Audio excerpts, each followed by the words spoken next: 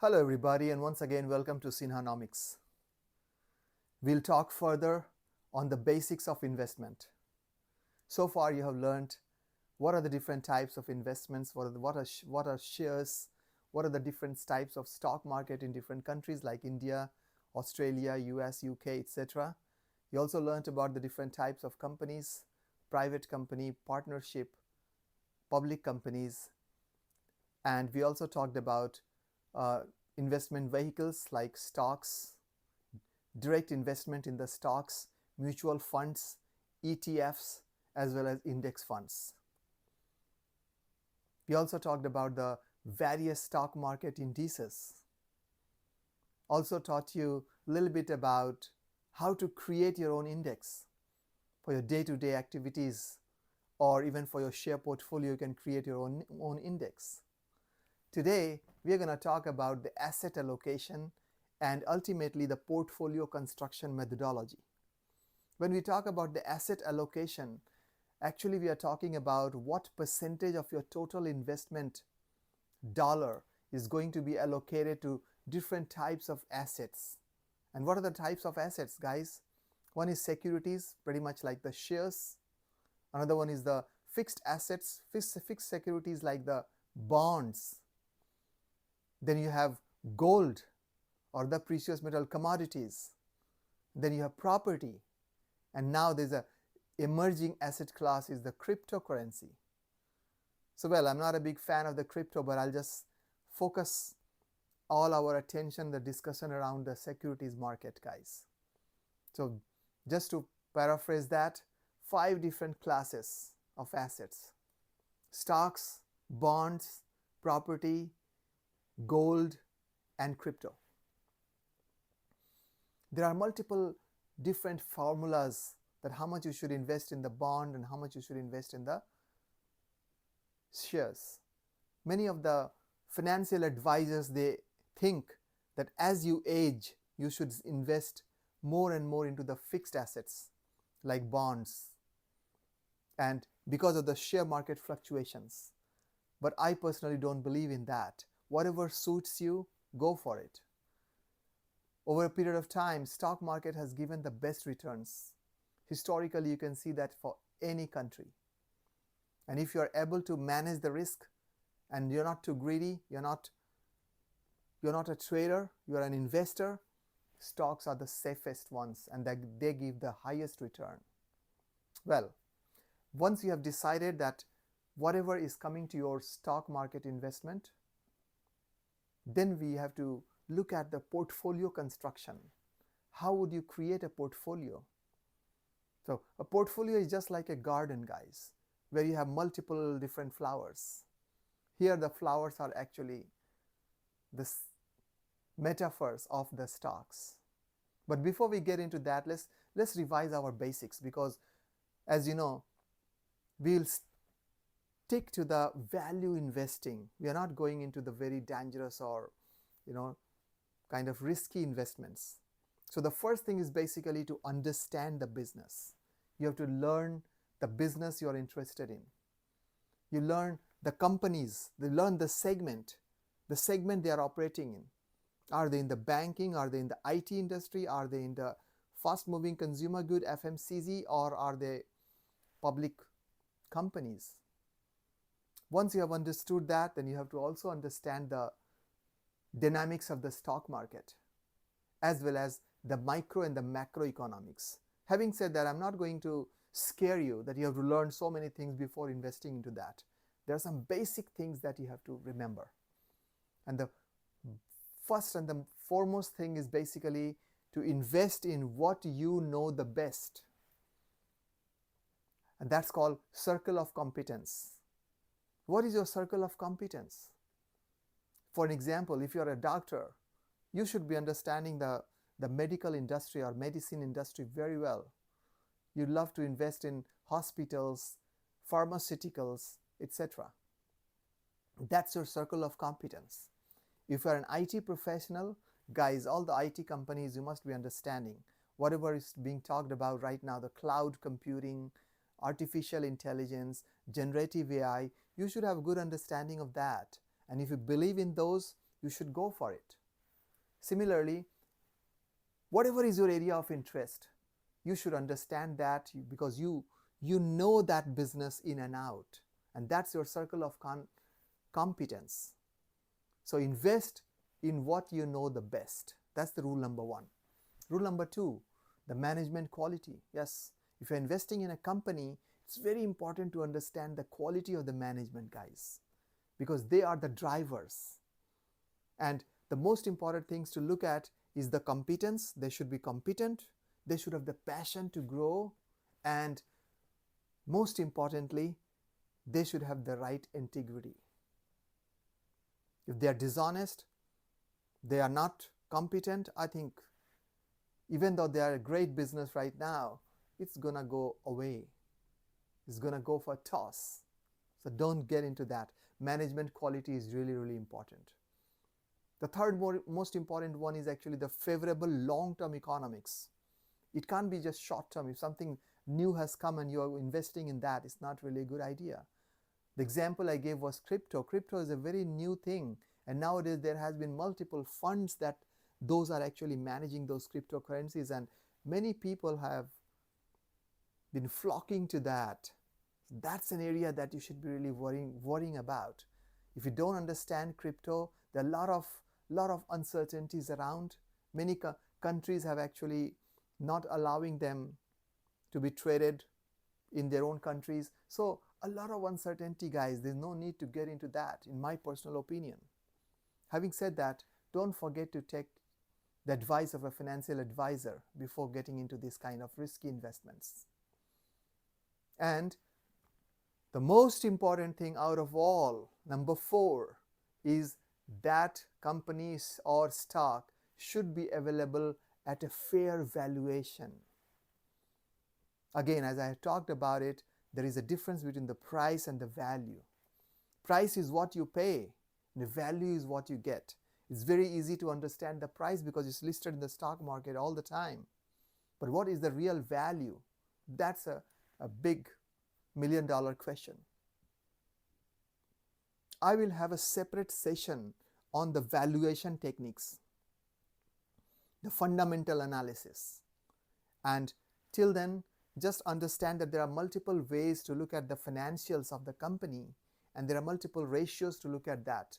I've covered that earlier as well, like price earning ratio, price to book ratio, price to sales ratio, EV to EBITDA ratio, return on equity, return on capital invested, return on assets. There are multiple of them, debt to equity ratio, and so on. When we will discuss them in details, I'll explain it to them, and also I'll give you some tips that which are the top ones to look at that, which give you the good understanding of the company in and out, from the profit and loss statement perspective, also from the balance sheet and cash flow perspective. Well, so just to revise that, the 4 most important stuffs are: invest in what you know the best, companies or the businesses which is in your circle of competence, management quality, invest in the companies of high management quality who have competence, passion, and integrity. Favorable long-term economics is another important thing, and the most important thing is that you should be buying things at the fair valuation. Well, and once you have decided that you want to invest in that, you have to stay with it, guys. Patience is very important. Patience and conviction. Market, in fact, tests the patience and reward the conviction. Yes, you heard that right. The market tests the patience and rewards the conviction.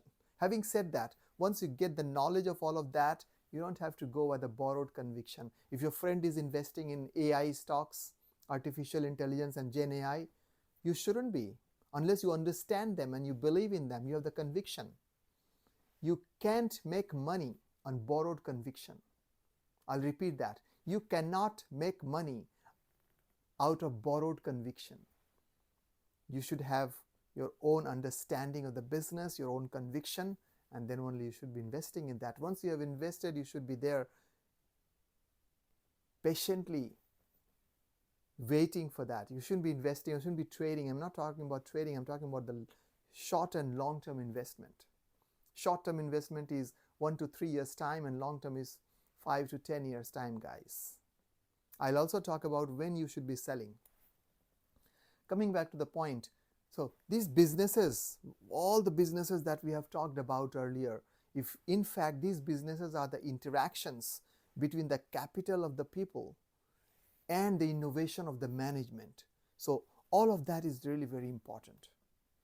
Well, coming back to the portfolio, there are multiple principles on ways. If you have read the book called One Up on the Wall Street by Peter Lynch, he talks about a very simple thing, that whatever you understand, pretty much the same thing that we have talked about, whatever you have been using in your day-to-day life, you should just invest there. For an example, which toothpaste you use, which company's breakfast you take, cereals and bread and all those kind of things, the clothes, the car, the television, or you name it, guys. So whatever you are actually consuming, the companies you believe they have some firepower, they have the strong brands, just go and invest in that. Having said that, I would like to highlight what Warren Buffett actually talked about in his 2007 annual letter of Berkshire Hathaway. Warren talks about there are 3 types of companies: the great companies, the good companies, and the gruesome companies. The great companies are the companies who have very high ROC, return on capital employed, very high ROE, return on equity. They have good margin, they have high and sustained cash flow. These companies have low debt, and they need very little capex, capital expenditure. Basically, they are already grown up companies, and they are pretty much self-pilot. They are churning cash without needing to have too much of capex. So great companies don't need capital, guys. There are multiple of them. Some of the examples I'll in the space of consumer, etc. You can talk about it. It's like Nestle, Britannia. In US market terms, you can talk about multiple of them there. In the Indian market terms, all these I'm talking about: Nestle, Britannia, and Asian Paints, Hindustan Unilever, all of these. So these companies are pretty much the great companies. The second category is the good companies, guys. The good companies are something which are earning something like 20-25% of the ROC, return on capital. And these are the companies who are low cost producers. They have established brand, and they have the pricing power. Those are good companies. And I must add there that when we are talking about the great companies have moats. Moats are actually the competitive advantage. It's very, very difficult to break those moats, guys. So great companies have great moats, huge competitive advantage, and I talked about it. They have pretty high ROCE, low debt, all of those. Good companies, pretty much established brands, they have the pricing power, low cost producer. And what are the gruesome? Just the opposite of that. The gruesome companies, which are almost 90%, yes, you heard that right. Almost 90% of the stock market are gruesome, guys. And we have to be careful about them. So these gruesome companies have very low ROCE. They have very little or almost no profit. And they have very low or negative cash flow.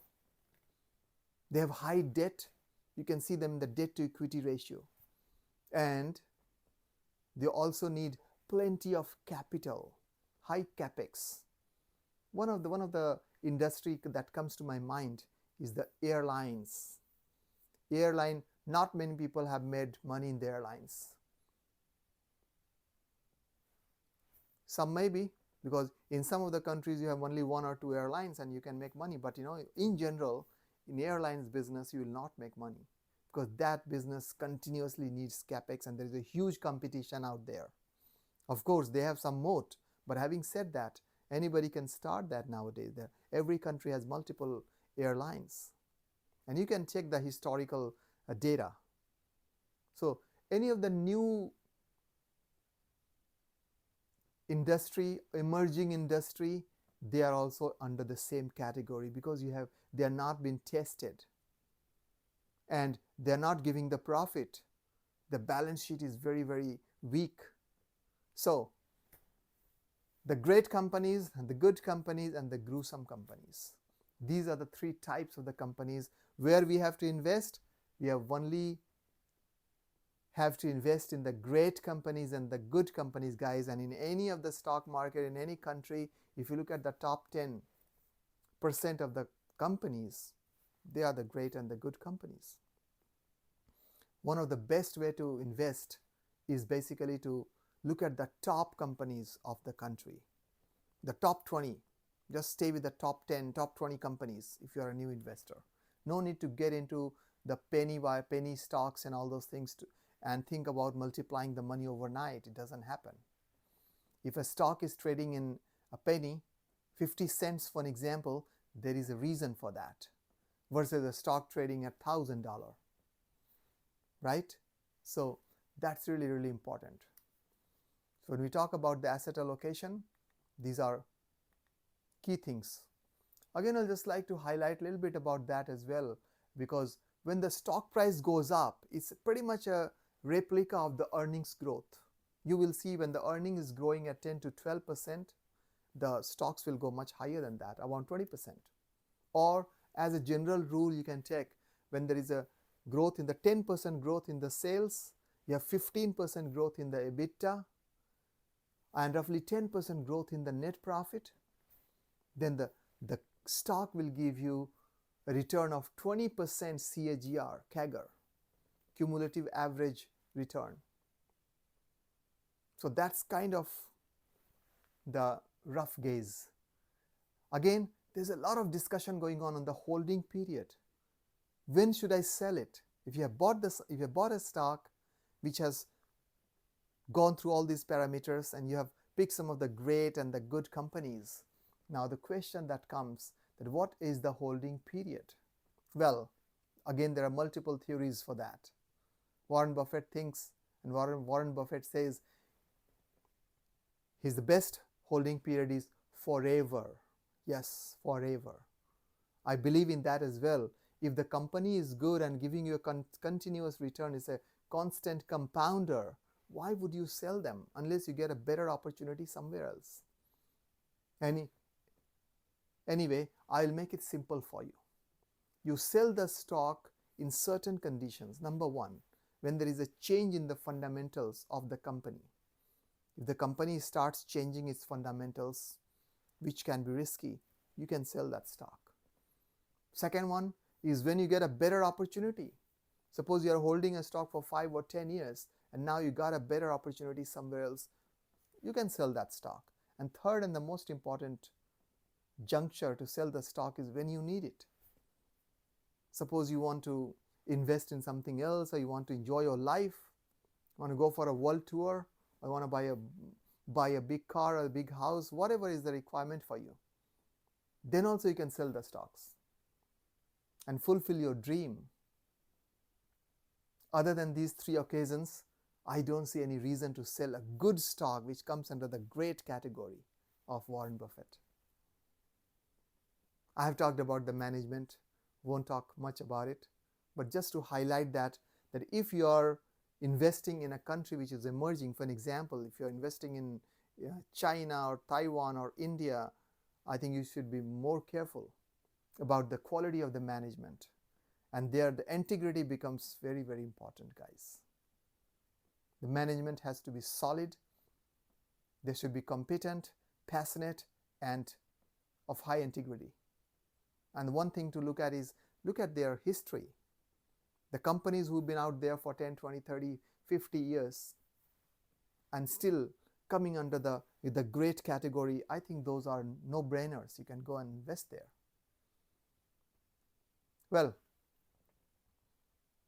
just to summarize that, the company should be in the circle of competence. You should know the company, you should look at the management, and most importantly, you should buy them at a much better price, the fair price, fair valuation. These are the secrets of that. With that, I'll end my topic today on the asset allocation portfolio creation. The only thing I'd like to add there is that once you have decided, there are two types of portfolio. One is the concentrated portfolio, one is the diverse portfolio. Depending on the country you're operating in, if you're operating in USA, Australia, or some other developed countries, you can go for a concentrated portfolio. Concentrated portfolios have bigger risk. But if you are investing in a country like India, or for that matter, China or other countries, you cannot have concentrated portfolio. You should have a diverse portfolio, because you don't know much about those companies. They can be detrimental. The management can be not very good or whatever. So in your portfolio, depending on the size of your investment dollar, you should have 10, 20, 30 kind of shares. Again, I told you, it depends on your total portfolio size. Well, take all my advice as a personal view, and don't forget to consult your financial advisor before making any investment decisions. Guys, Synonomics is out there to create financial awareness so that you can understand how to analyze the companies before you buy and make money. With that, I'll come back again with another interesting topic for you. Till then, it's a goodbye from your friend and finance coach Pankaj Sinha. If you like this kind of content, please don't forget to like, share, and subscribe. Bye-bye.